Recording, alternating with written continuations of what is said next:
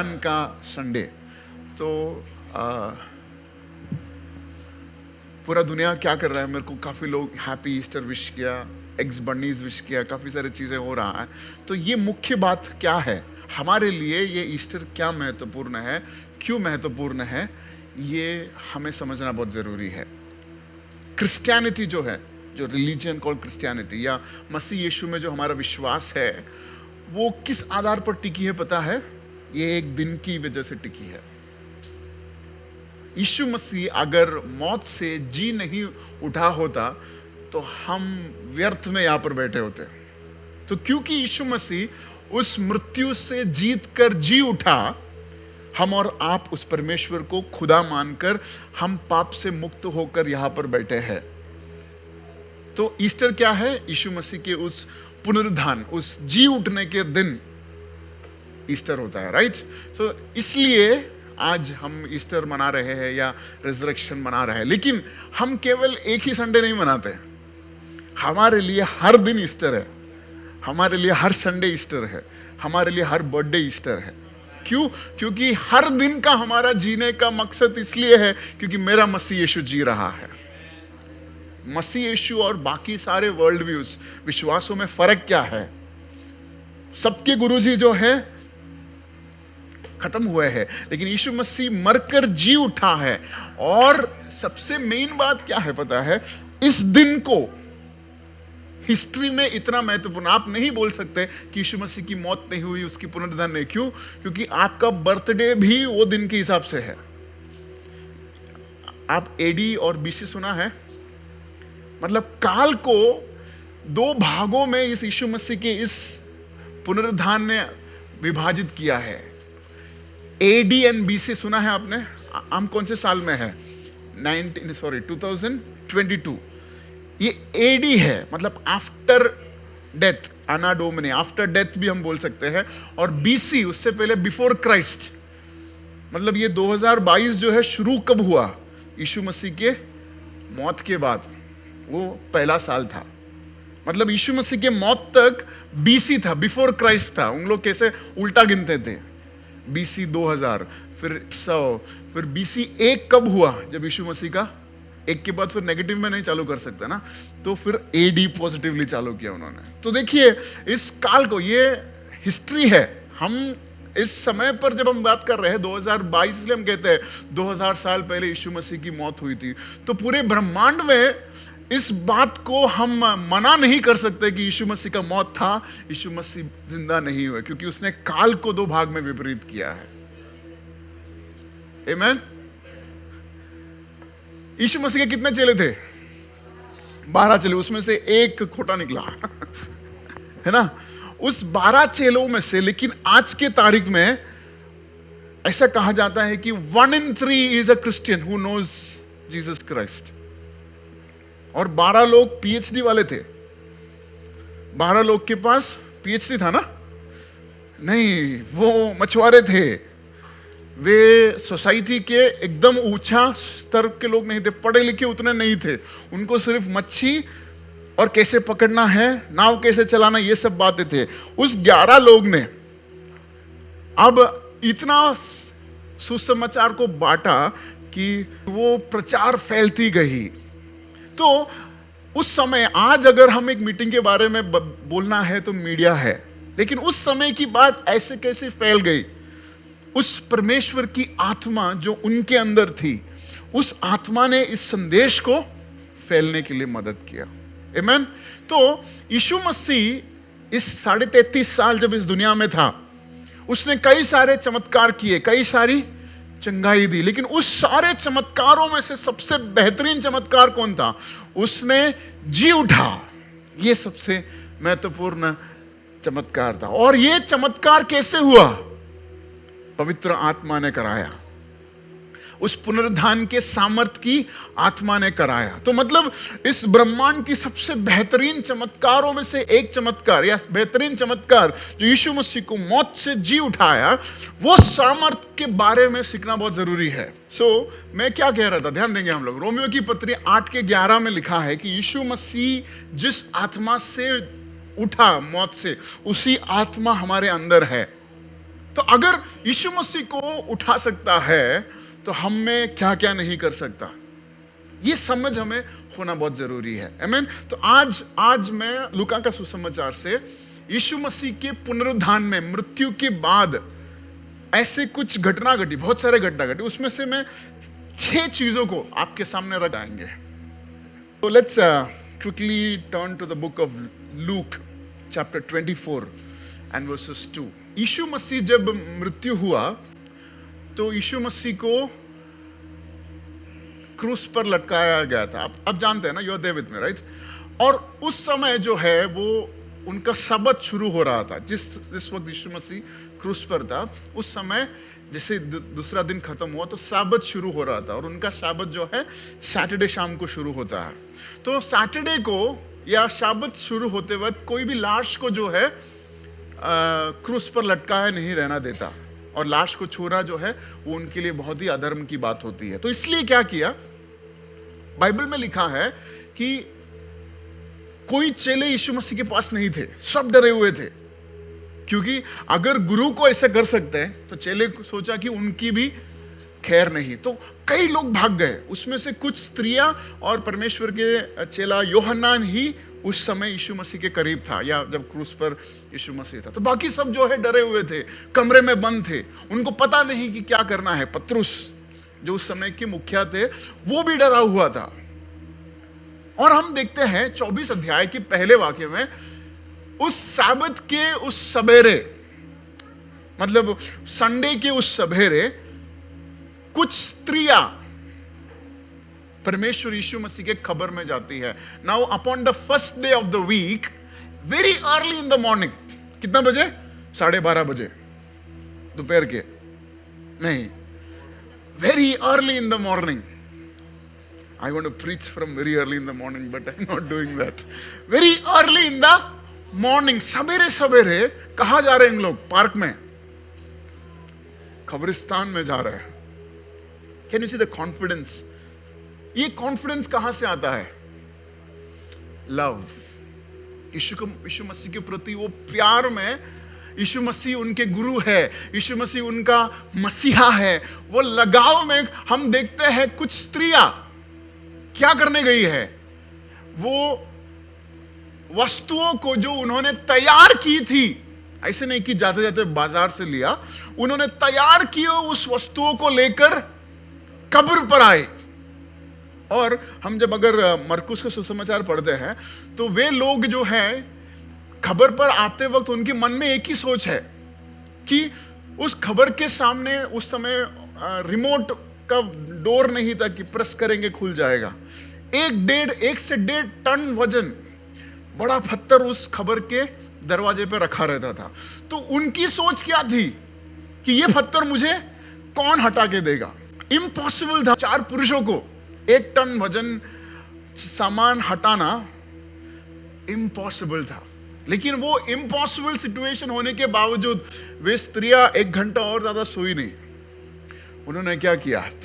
मुझे मालूम है कि कोई नहीं हो सकता, ऐसे भी होगा कि हम जो तैयार करके वस्तु लेके जा रहे हैं वो यीशु मसीह तक पहुंच भी नहीं पाएगा, फिर भी मैं जाऊंगा, मैं जाऊंगी।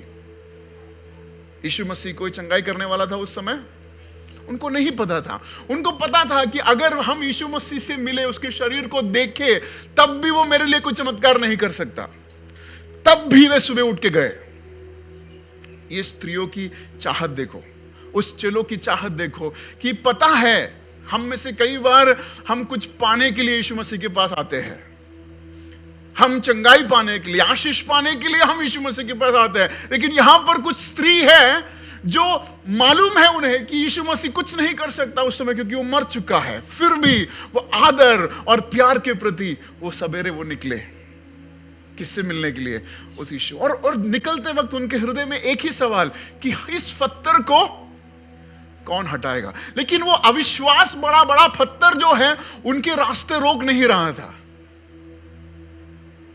आपको कुछ अविश्वास के बड़े पत्थर दिखाई दे रहे हैं?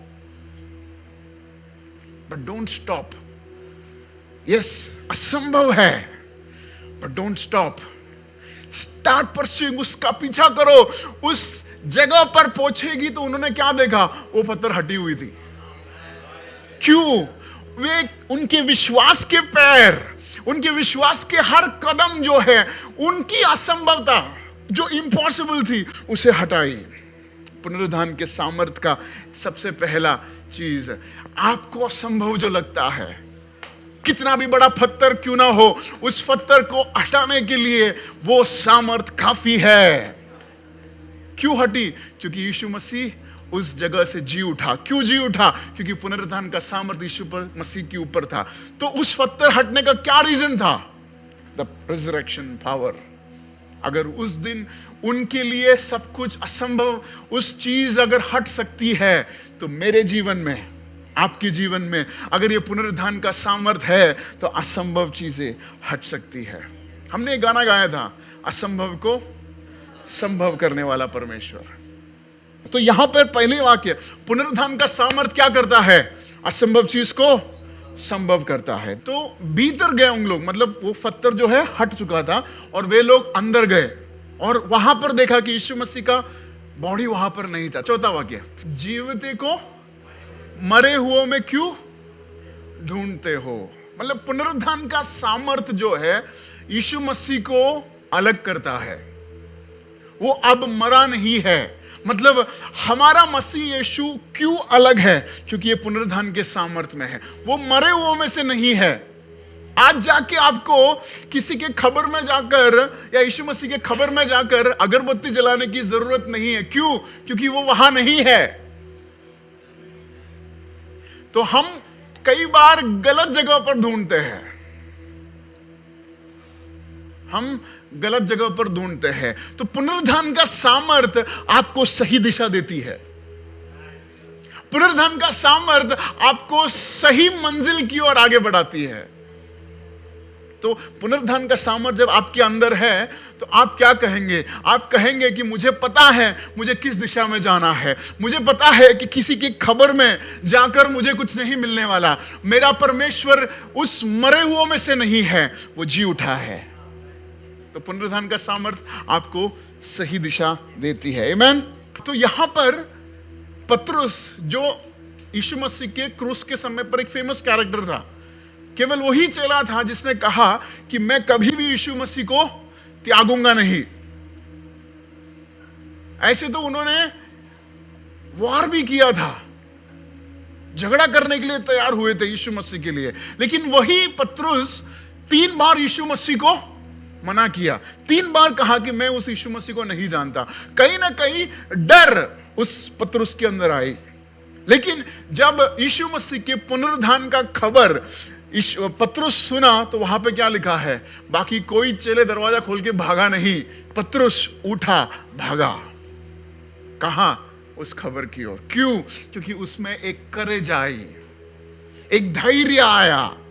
पुनरुत्थान का सामर्थ आपके डर को हटाकर आपके अंदर एक धैर्य को भरता है। अगर आप डरे हुए हैं, आपको कहना है कि वो सामर्थ जो 2000 साल पहले यीशु मसीह को मरे हुओं में से जी उठाया, वही सामर्थ मेरे अंदर है, तो मुझे डरने की जरूरत नहीं, वो सामर्थ मेरे अंदर है। पतरस की जैसे भागने के लिए, पतरस बुढ़ा आदमी था लेकिन वो भागा। पतरस उनमें से, मतलब जो चेले थे उनमें से सबसे एजड था, लेकिन उसकी एज या उसकी डर वो रोक नहीं पाया। क्यों? क्योंकि पुनरुत्थान के खबर ने, उस the news of resurrection gave strength, उसमें सामर्थ आई, and then he ran towards the tomb. So resurrection power brings in courage. वे लोग वहां पर, उसके 13 वाक्य अगर आप पढ़ेंगे तो वहां पर लिखा है कि वे लोग यरूशलेम से छोड़कर कहां गए? एमाउस की ओर गए।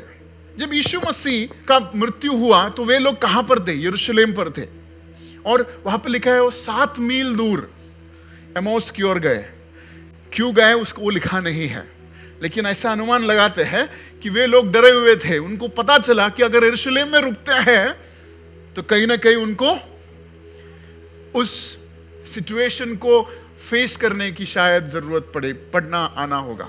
तो वे क्या किया? वे उस यरूशलेम से एमाउस की ओर गए। वे क्या किया? यरूशलेम से एमाउस की ओर। तो आत्मिक तौर पे ये हम ऐसे अनुमान लगा सकते हैं कि वो कहीं ना कहीं परमेश्वर के विश्वास से दूर चले जा रहे थे, क्योंकि यरूशलेम क्या है, परमेश्वर की उपस्थिति को दर्शाता है। वो उपस्थिति से जा रहे थे, दूर हो रहे थे।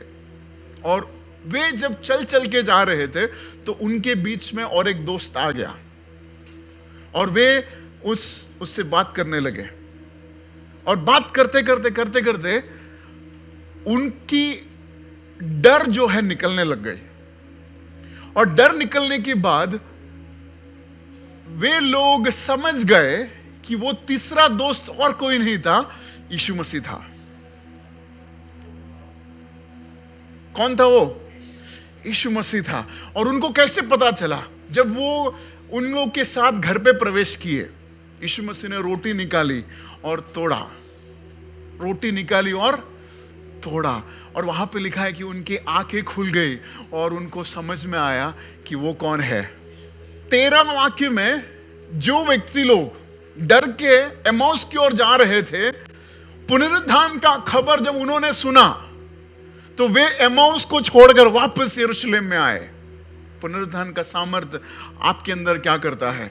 बदलावट को ले आता है। आपके अंदर वो पीछे हटने के स्वभाव को हटाकर मसीह यीशु में, और अगर उन्होंने डर की वजह से यरूशलेम छोड़ा तो प्यार की वजह से वापस यरूशलेम में आया। क्यों? क्योंकि वो पुनरुत्थान का सामर्थ्य उन्हें धैर्य दिया कि उनको पता चला कि एमाउस उनका जगह नहीं है, यरूशलेम उनकी जगह है। परमेश्वर का भवन आपका है। परमेश्वर के हित के बाहर आपकी अस्तित्व नहीं है। यह समझ उनको क्यों आया? क्योंकि पुनरुत्थान का सामर्थ उनके पास आया। यीशु मसीह जी उठकर उनके सामने आया। आमेन। तो पुनरुत्थान का सामर्थ जब ये दो व्यक्ति समझ पाए तो वहां पे लिखा है कि उनकी समझ खुल गई। उनकी क्या? समझ खुल गए। कई बार समझ ना खुलने की वजह से हम भटक जाते हैं, कई बार समझ ना खुलने की वजह से हम एमोस में रह जाते हैं। लेकिन पुनरुत्थान का सामर्थ क्या करता है? हमारी समझ बदल देता है। किसको समझ खुलना है? हमारी समझ को खुलना है। कई बार मैंने सुना है कि पास्टर हम बाइबल पढ़ते हैं लेकिन कुछ समझ नहीं आता। कई बार आप बोलते हैं 5 मिनट हमें समझ आता है, उसके बाद कुछ नहीं समझ आता। लेकिन पुनरुत्थान का सामर्थ्य को अगर आप स्वीकार करेंगे तो आपकी बुद्धि परमेश्वर के वचन को समझने के लिए आपकी बुद्धि जो है खुल जाती है। आमीन। तो आज हम ये प्रार्थना करेंगे कि परमेश्वर ये समझ मुझ में हो, ताकि तेरी पुनरुत्थान के सामर्थ्य से मैं वचन को समझ पाऊं। आखिरी चीज, जब पुनरुत्थान का सामर्थ्य उनके जीवन में प्रवेश किया तो वो स्मॉल स्माइल दिया। ऐसा लिखा है, ग्रेट जॉय। कुछ लोगों को देख के हमें खुद निराशा होती है।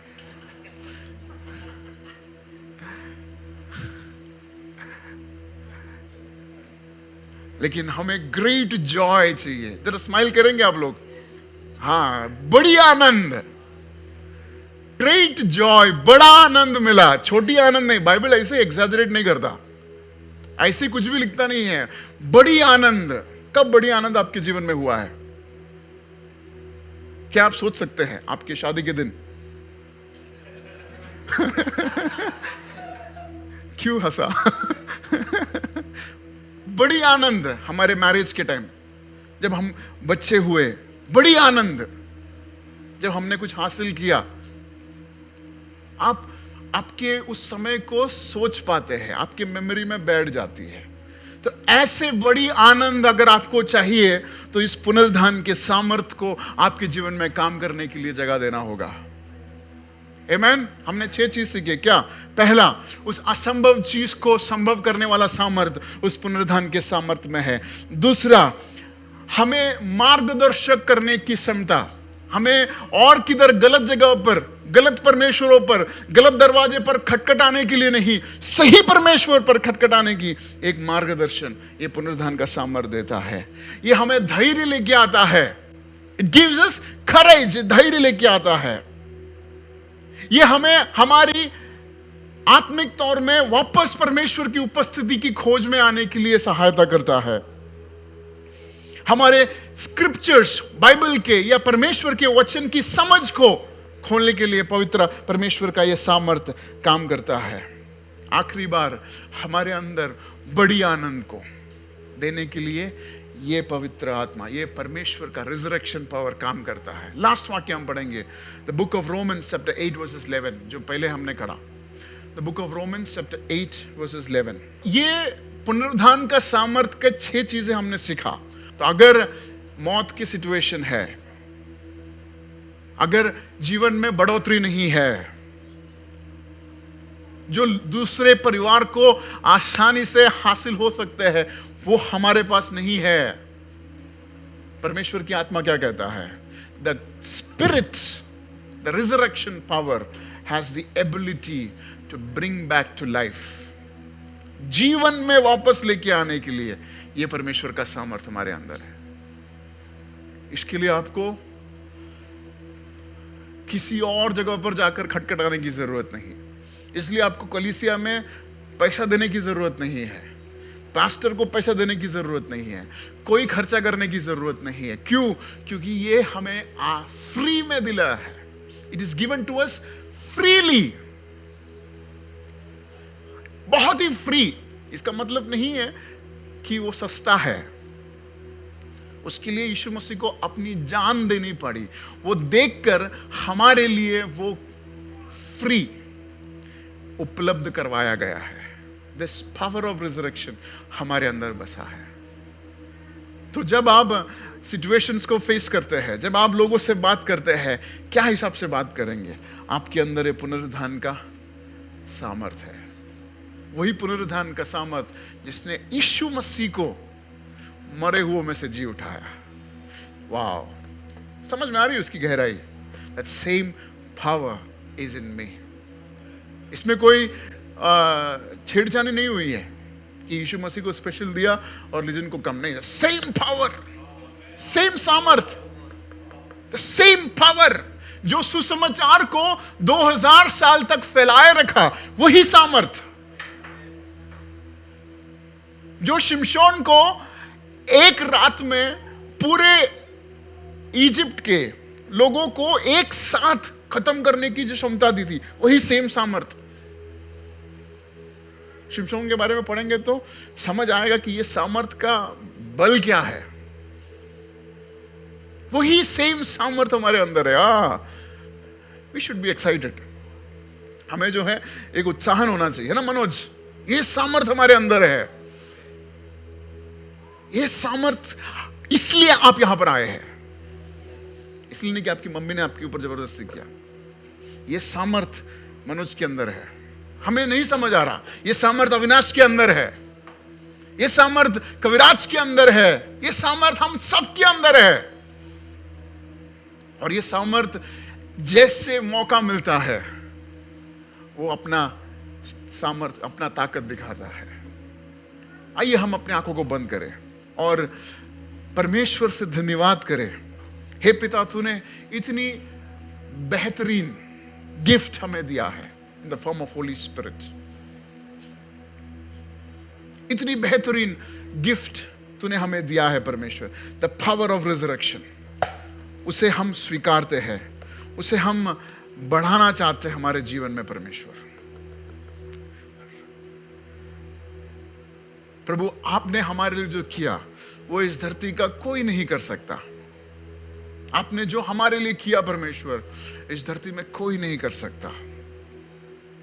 प्रभु, तेरी योजना कितनी महत्वपूर्ण है परमेश्वर। आज हम जैसे रोमियो में पढ़ा, उस विषय को, उस पवित्र आत्मा को, उस सामर्थ को हमारे जीवन में कार्य करने के लिए तो सहायता करें। जिस तरह इलेक्ट्रिसिटी इस वायर में घूम रही है, लेकिन अगर हम बराबर उस इलेक्ट्रिसिटी को कनेक्ट नहीं कर पाएंगे तो हम उसका कोई इस्तेमाल नहीं कर पाएगा। तो हमने इक्विपमेंट्स लिए, माइक्स लिए और उस इलेक्ट्रिसिटी से वो एक तार से जैसे जुड़ाया, तो वो रॉ पोटेंशियल पावर को हमने एक अच्छी रीति में इस्तेमाल किया। वही इलेक्ट्रिसिटी लाइट के रूप में, वही इलेक्ट्रिसिटी साउंड के रूप में, वही इलेक्ट्रिसिटी ठंडक के रूप में हम पा रहे हैं। तो ये आपके ऊपर है कि कैसे ये सामर्थ आपसे, कैसे ये सामर्थ आपके लिए कार्य करेगा। आज हम हमारी आत्मा को परमेश्वर के आत्मा से जुड़ाएंगे, कहेंगे परमेश्वर तेरी सामर्थ मेरे आत्मा द्वारा मेरे शरीर में काम करे।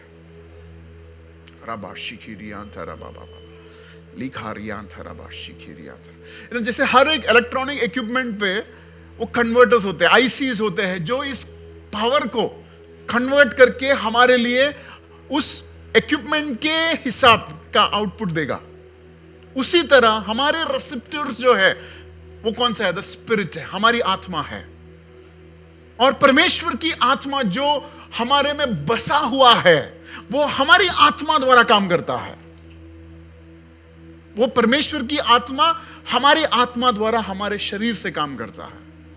तो अगर आपको चंगाई की जरूरत है तो ये आपकी आत्मा परमेश्वर की आत्मा से चंगाई प्रदान करेगा।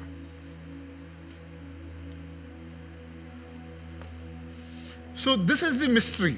आज आपके हृदय को आपको यह प्रार्थना करना कि पवित्र आत्मा, मेरे आत्मा को मैं तेरी उपस्थिति में रखना चाहता हूं, ताकि तेरा सामर्थ मेरे आत्मा द्वारा मेरे शरीर में काम करे।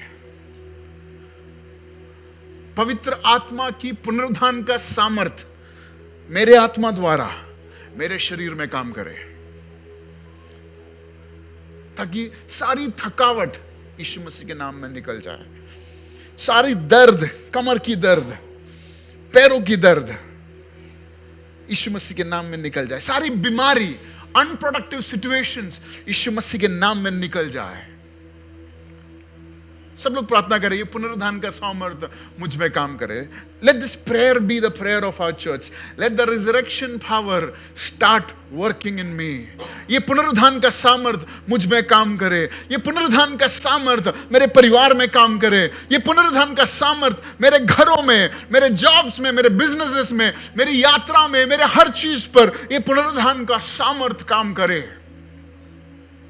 कुछ निर्णयों को लेने के लिए यह पुनरुत्थान का सामर्थ काम करे। Hallelujah, thank you Holi spirit. परमेश्वर इस कलीसिया को आपके हाथों में रखते हैं।